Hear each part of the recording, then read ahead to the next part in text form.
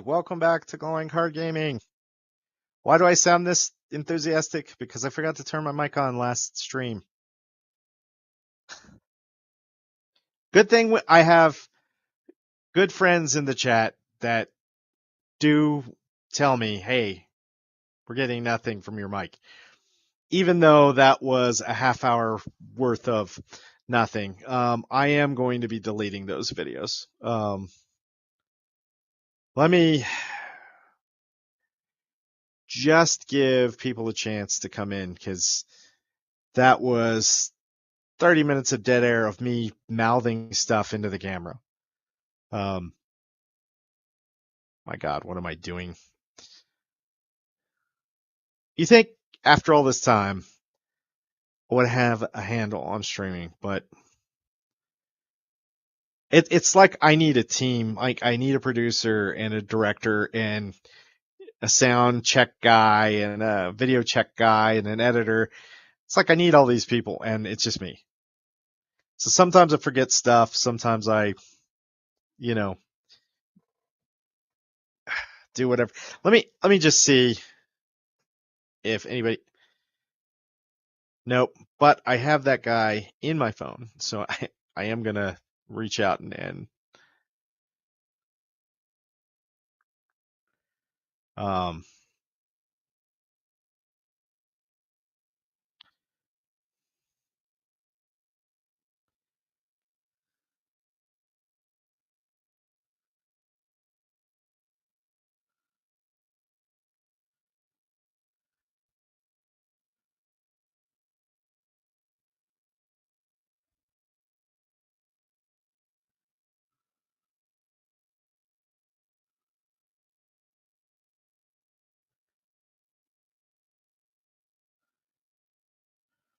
so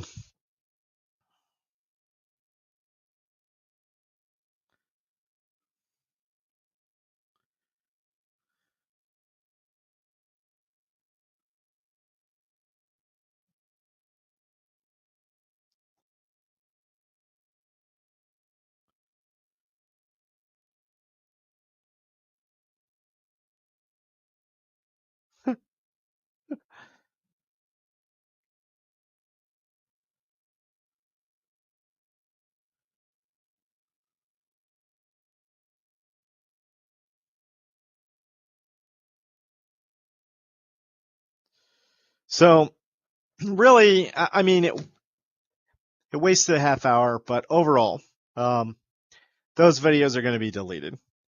They mean nothing.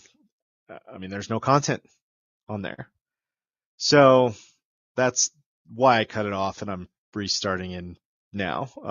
Hopefully everybody can hear me. If not, well, you're not going to say chat. If you can hear me, just type it in the chat that we're good.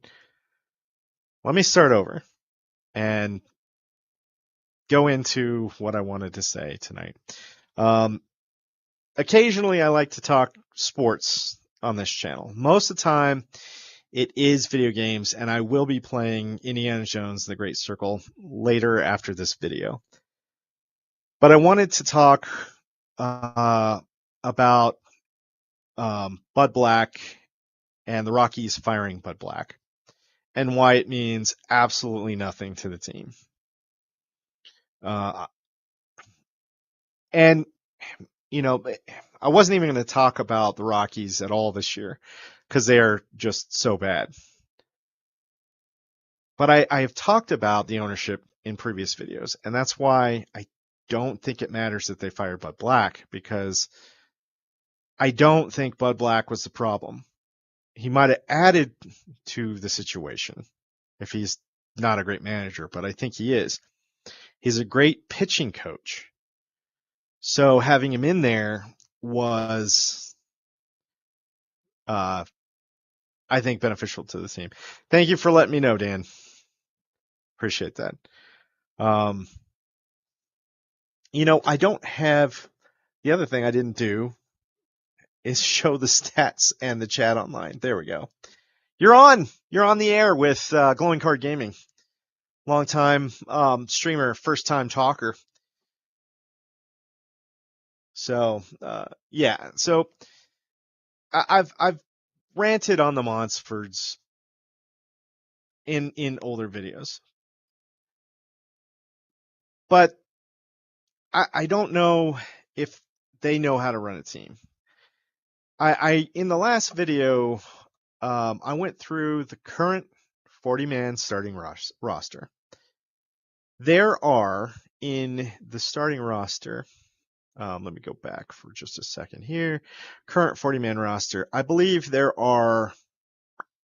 The weird part is 3 of the guys that are pitchers have been here 9+ years, all with Colorado. That's Ramon Marquez. That is Kyle Freeland. And who's the other one on this list? Antonio Sensatella. Sensatella, Marquez, and Freeland have all been here 9 years. Freeland's been here 10, according to baseballreference.com. On the rest of the 40-man roster currently, I can't remember which other player. There's one guy that's been here 6 years. I think maybe Ryan McMahon. Let me bring up the studio again.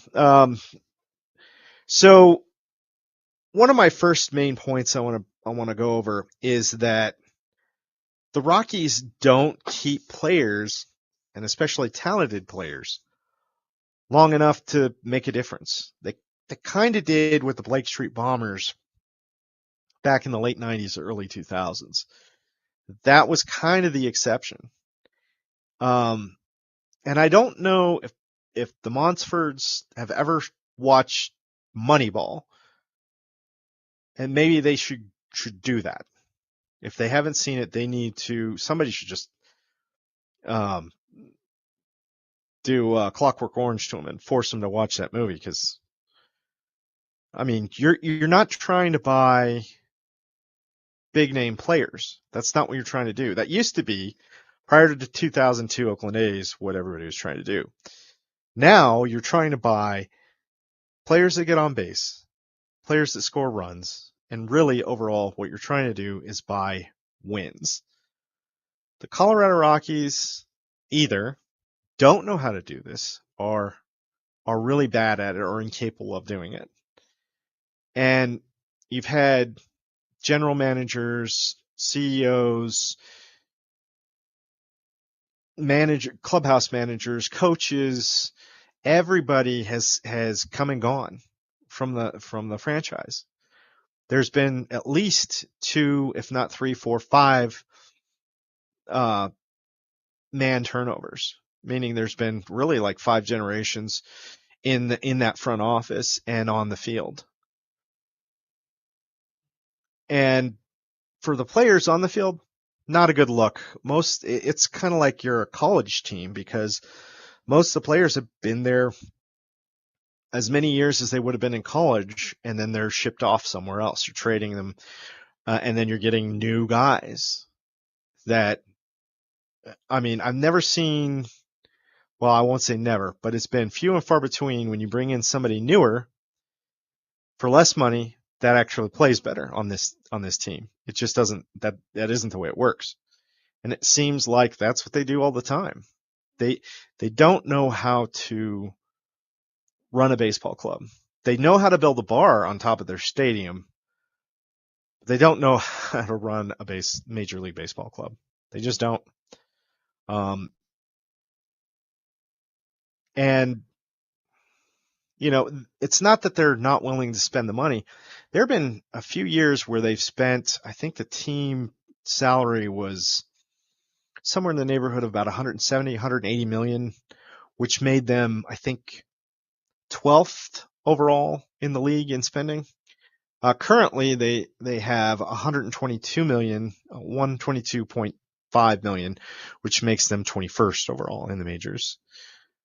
But they don't seem to know how to spend that money on players that can make a difference. It's almost like they're getting pieces of a puzzle and trying to hammer them into the puzzle, trying to make them fit. They just can't seem to do it. So overall, I hesitate to say this because I know the outcome. But if we could fire owners and bring in new ownership, I would love to do that. But if they sell the Rockies, there's too many cities out there right now that are looking for a Major League Baseball team. Memphis is looking for one. San Jose is looking for one. Sacramento, where the A's currently are, Las Vegas. There's too many places out there. And Major League Baseball has said they are thinking about expanding, if not by 2 teams, by 6. So I think what the majors will do is expand 2 teams and then see how that goes for a year or 2, and then maybe bring in 4 more a couple years later to see if they have the capacity for that. That'll be an interesting scenario if they do that. We'll see how they restructure. I think they'll end up with 4 divisions of 4 teams each if they do that. I'm not sure if there'll be wild cards anymore or how they'll structure the playoffs. Some interesting scenarios could come over that. And if the Rockies stay and they restructure that, one of the scenarios I saw was they would have, I think, the Houston Astros, Kansas City Royals, Arizona Diamondbacks, and the Seattle Mariners in our division. It's all sort of in that same area, sort of, with Seattle kind of being the outlier. That actually, what I saw was one of the teams was going to be Salt Lake City. So it'd be Arizona, Salt Lake City, Denver, or Colorado, and then Houston would be the other team, I believe. Which the Houston team, they spend a lot of money. It'd be hard. They'd be kind of the juggernaut that the Dodgers are right now. Anyway, regardless of that, we still are stuck with the Montforts. Even in that scenario, I don't know if the Colorado Rockies could win the division. And that's a real problem. That's a real problem. So do I join the bandwagon and say sell the team, even if that means moving the Colorado Rockies out somewhere else? Or do we keep them here under Monsford's ownership and never win anything? And just go to a game occasionally and try to enjoy Major League Baseball in Colorado? Because that's really the choice. I don't think if any other manager comes in, especially right now, I don't think they'll win more than 50 games this season. And that puts them kind of immediately on a hot seat for next season. Because I think next season, whatever manager comes in, they're going to be expected to win, well, more than 50. But I think what they want to see from somebody is market improvement. I would think they'd need to win 70 games, or we might see another manager. And now we're in this kind of place where the Broncos were trying to find a new quarterback after Peyton Manning or John Elway, where it was just this rotating wheel of quarterbacks coming in and out. You'll have this rotating wheel of managers for the Rockies, and like you have devastatingly good pitchers like John Gray who are doing well at Coors Field. I remember watching one of the last games he pitched at Coors Field. We were there in attendance. 18 strikeouts in a complete game shutout. And I believe they made the playoffs that year. They got the wild card. That was the last time they made the playoffs. I think they got swept by the Brewers in that series. Anyway, it's just all bad. And it's really squarely on the ownership. There is no other variable there that I can look at and say, this is the component that's failing. The only one I can see is the ownership. That's it. There's nothing else to say about it. That really did incorporate a lot of what I said in the first video, which I had muted the mic on. Sorry about that, everybody. It does look like we have quite a few viewers for this one.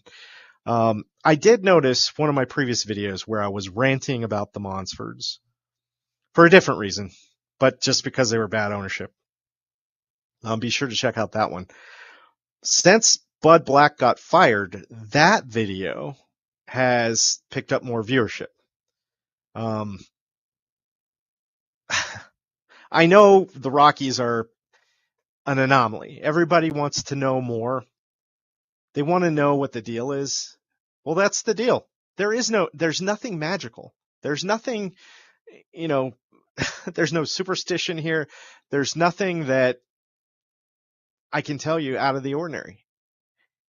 It logically, just think about it. Everyone think about it.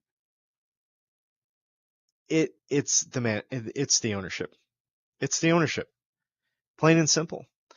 And this is one thing I did not say on the previous video. So this is new material. I've had people that are Astros fans and Yankees fans, and those teams are coming in to play the Rockies this year. Those fans are now feeling guilty about buying tickets to support this Rockies franchise because they live here. They want the Rockies to do well. They do root for them. Now their heart belongs to their first team, which is the Astros or Yankees or whatever. But they do like, and they've said they'd like to see the Rockies make a playoff run, win a World Series. They're here and they're the local team. They really do root for them. But it's hard for them to support them as bad as they are. Even when their team that's coming in, the Astros and the Yankees, only comes in once every 3 years. They only play here once every 3 years. So they have to weigh that, do I buy tickets for a team that I really don't think should be supported? Or do I see my team, now? Or do I wait 6 years to see them? Or 9 years? Or however long it's going to be?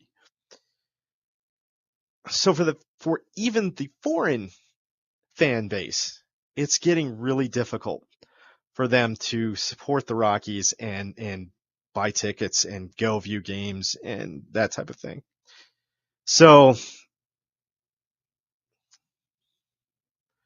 I really don't know what else to say other than that really is pretty much everything I can think of to talk about, at least in terms of Bud Black and why that managerial position is not going to matter. I don't care who comes in next. They're not going to win. I can safely say they're probably not going to win more than 50 games this year.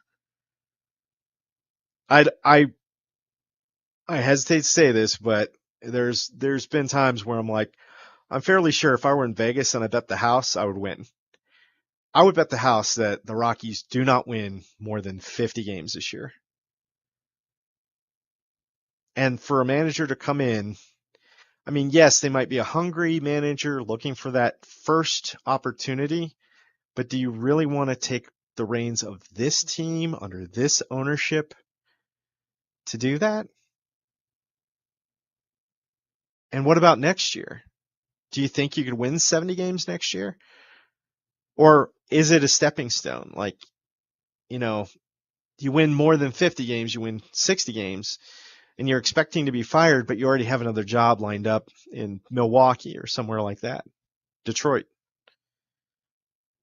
I don't know what the answer is. But I have thought seriously about buying Major League Baseball 2025 and running the franchise.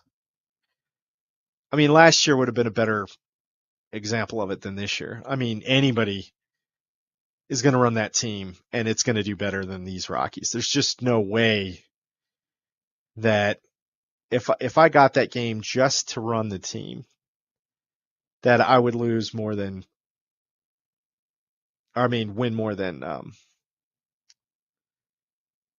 55 games. I think I could win probably around 55, 60 games, somewhere in there, coming in right now and managing the team. And those teams those games are very,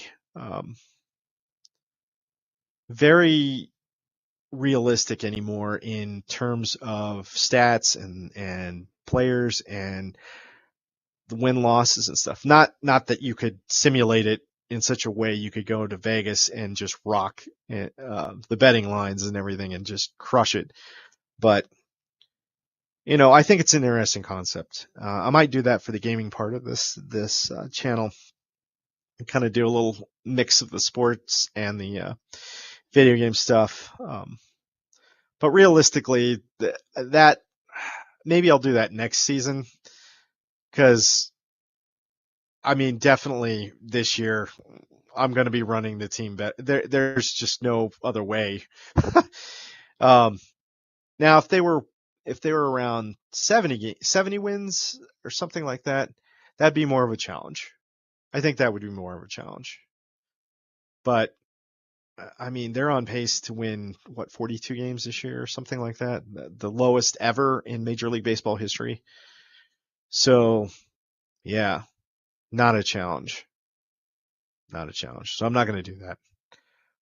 At least not this season. Anyway, feel free to come back here in a few and join me for Indiana Jones and the Great Circle live from Siam. No, not live from Siam, but that's where I am in the game.